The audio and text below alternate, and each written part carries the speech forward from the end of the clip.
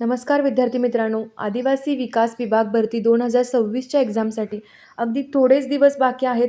तर आज आपण बौद्धिक चाचणी आणि तर्क क्षमता यावरती व्हिडिओ करतोय. बऱ्याच विद्यार्थ्यांना या विषयातील प्रश्न विशेषतः तर्क आणि अनुमान, व्हेन डायग्राम किंवा कठीण कोडी सोडवताना खूप गोंधळ होतो.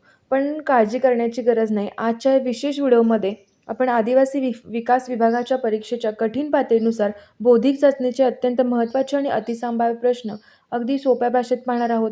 आज आपण अशा काही शॉर्ट ट्रिक्स पाहणार आहोत, ज्याने प्रश्न कितीही कठीण असो, तुम्ही तो पाहताच फक्त काही सेकंदात अचूक उत्तर काढू शकाल. जर चॅनलवर नवीन असाल तर आत्ताच सबस्क्राईब करा.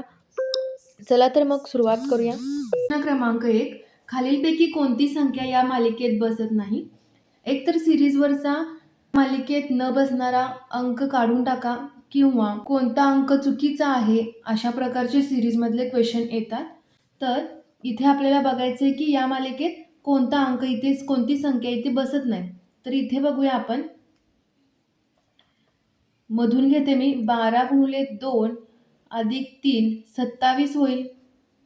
27 गुणिले 2 54 अधिक 4 58 होईल.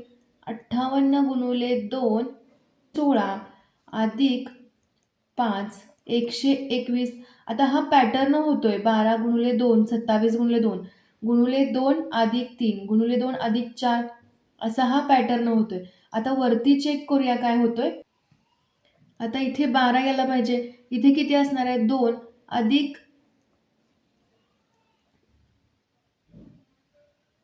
म्हणजे इथं 5 असायला पाहिजे. 5 गुणिले 2 10 10 अधिक 2 12 बरोबर आहे.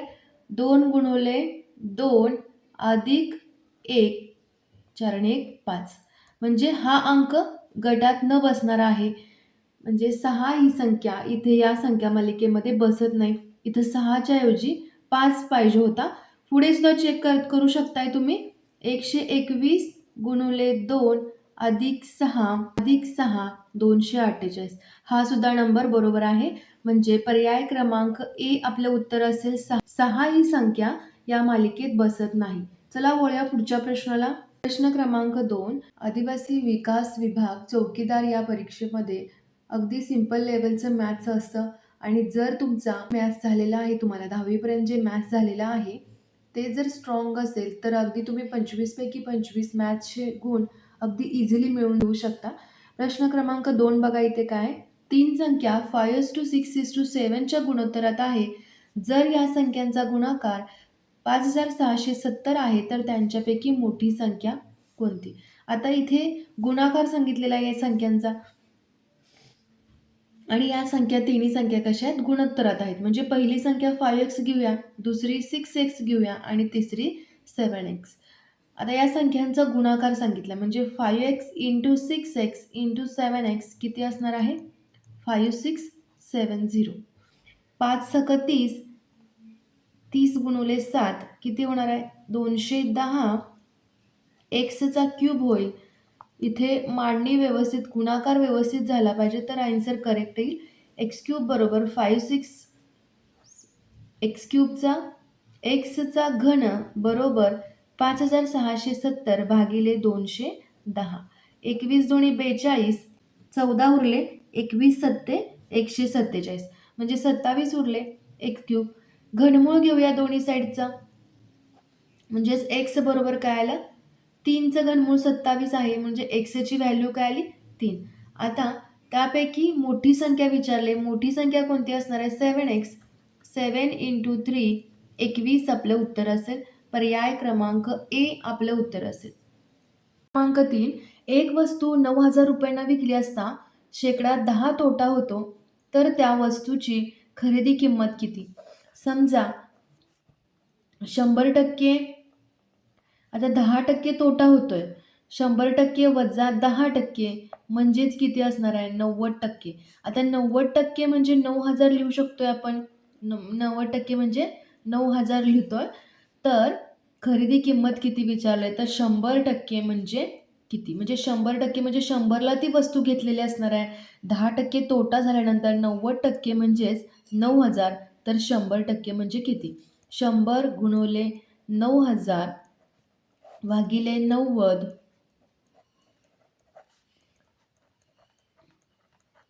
10,000 त्या वस्तूची खरेदी किंमत असेल. पर्याय क्रमांक 2 आपलं उत्तर असेल. प्रश्न क्रमांक 4. 5 क्रमवार सम संख्यांची बेरीज 660 आहे, तर त्यापैकी सर्वात लहान संख्या कोणती?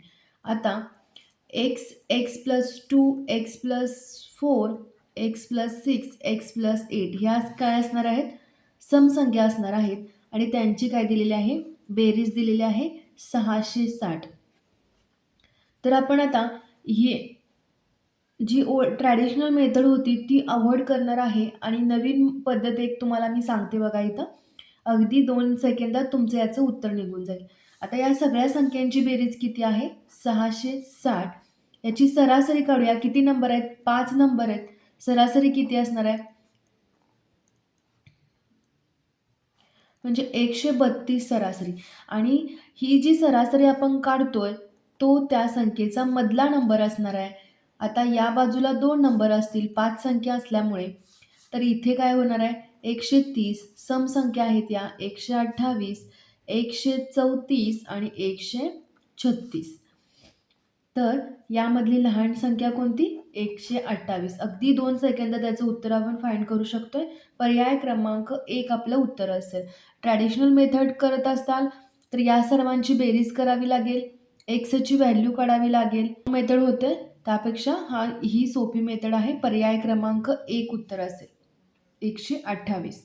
प्रश्न क्रमांक 5. आई व मुलगा यांच्या वयाची बेरीज 60 वर्ष आहे. 6 वर्षापूर्वी आईचे वय मुलाच्या वयाच्या 5 पट होते, तर मुलाचे वय 10 वर्षानंतर किती वर्ष होईल? आता एकतर हा प्रश्न आपण समीकरणाने सोडवू शकतोय. एक्स प्लस वाय, आईचे वय एक्स, मुलाचे वय वाय बरोबर 60. हे इक्वेशन नंबर 1 घेतोय आणि 6 वर्षापूर्वी आईच्या वयातून एक्स मायनस 6, मुलाच्या वयातून वाय मायनस 6 आणि ते 5 पट करतोय आणि समीकरण सॉल्व्ह करून हे एक्झाम्पल आपण सॉल्व्ह करू शकतोय. तर त्यापेक्षा सोपी पद्धत आपण ऑप्शनवरून जातो इथं. काही मुलांना समीकरण सॉल्व्ह करता येत नाहीत, समीकरण मांडता येत नाहीत, त्यांच्यासाठी ही सोपी मेथड असेल. आता हे 21 घेऊया आपण. मुलाचे वय 10 वर्षानंतर किती वर्ष होईल? आता हे 10 वर्षानंतर ऑप्शन 1 21 आहे. 10 वर्षानंतर 21 आहे म्हणजे आता किती असणार आहे? आजचे वय मुलाचे किती असणार आहे? 21 वजा 10. 11 वय असणार आहे मुलाचे. आईचे वय किती असणार आहे? आजचे वय 60 वजा 11 म्हणजेच आईचे वय 49 असेल. 49 आईचे वय असेल, मुलाचे वय 11 असेल. आता 6 वर्षापूर्वी म्हणून वजा 6 करतोय दोघांचे पण वयातून. इथे येईल 5 आणि इथे किती येणार आहे? 43. आता 6 वर्षापूर्वी आईचे वय मुलाच्या वयाच्या 5 पट म्हणजे 5 5 25 आहे का इथं? नाही. त्यामुळे ऑप्शन 1 होत नाही. ऑप्शन 2 चेक करूया. ऑप्शन 2 काय आहे? 10 वर्षानंतर म्हणजे आजच्या मुलाचे वय किती असणार आहे? आजचे मुलाचे वय 22 वजा 10 म्हणजे 12 असेल. आईचे वय किती असणार आहे? 60 वजा 12 48 असेल.